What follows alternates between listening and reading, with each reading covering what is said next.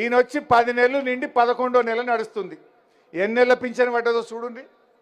8 నెలలు పడ్డాయి, 2 నెలలు ఎగబెట్టిండు. మీరు ఎగబెట్టినోడిని ఎగవేతల రేవంత్ రెడ్డి అంటే తప్పావే? గా మాట అంటే బేగం బజార్ పోలీస్ స్టేషన్లో నా మీద కేసు పెట్టారు, రిజిస్టర్ చేసిండు.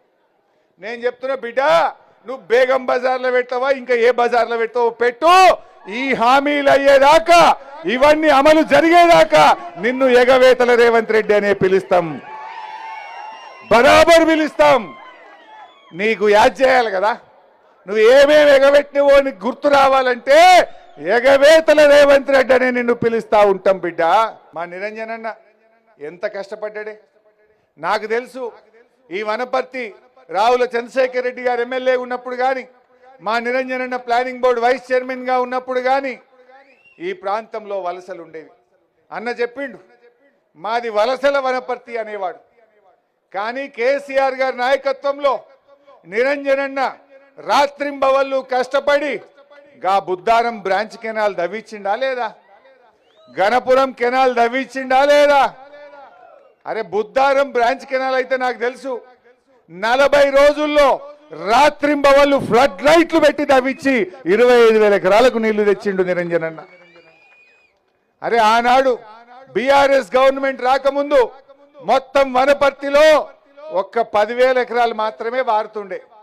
కానీ కేసీఆర్ నాయకత్వంలో 1,10,000 ఎకరాలకు నీళ్లు ఇచ్చింది కేసీఆర్. ఈ వలసల వనపర్తిని వరికోతల వనపర్తిగా మార్చింది బీఆర్ఎస్ పార్టీ. అవునా కాదా? ఏ ఊర్లో చూసినా వడ్లే కదా, ఇప్పుడు ఏ చెరువులో చూసినా నిండుగా నీళ్లే ఉన్నాయి కదా.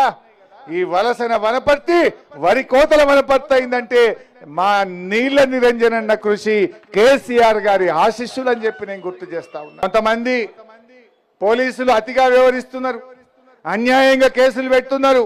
బిడ్డ మీ పేర్లు డైరీలో రాసుకుంటున్నాం.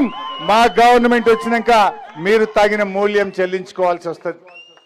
శ్రీధర్ రెడ్డి హత్య జరిగింది కొల్లాపూర్లో. 11 నెలలైనా ఇప్పటి వరకు హంతకులను శిక్షిస్తలేరు, ఇప్పటి వరకు చర్యలు జరుగుతలేవు. అంటే ఎంత అన్యాయంగా ఈ రాష్ట్రంలో పాలన జరుగుతుందో మీరందరూ కూడా ఆలోచించాల్సిన అవసరం ఉంది. ఈడ పోలీసు వాళ్ళు ఉన్నారు పాపం కొంతమంది. అరే వాళ్ళది కూడా సరెండర్ లీవ్ ఇదివరకు కేసీఆర్ 15 రోజులు ఇస్తే ఇప్పుడు 7 రోజులు చేసిండు. వాళ్ళవి కూడా పెండింగ్ బకాయిలు వస్తలేవు, హోంగార్డులకు జీతాలు వస్తలేవు. ఇంకా పోలీసు వాళ్ళని కూడా ఇవాళ నమ్మకుంటూ అయిపోయింది రేవంత్ రెడ్డి. ఆయన ఇంటి చుట్టూ స్పెషల్ పోలీసులు ఆయన కాపలు కాస్తారు.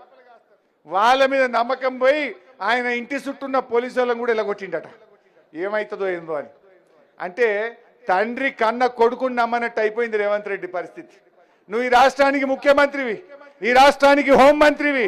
గా 17,000 మంది స్పెషల్ పోలీస్ కానిస్టేబుల్ని కూడా నమ్మకుండా వాళ్ళు నిన్ను కంటికి రెప్పలెక్క కాపాడితే గావాలని నిలగొడతావు.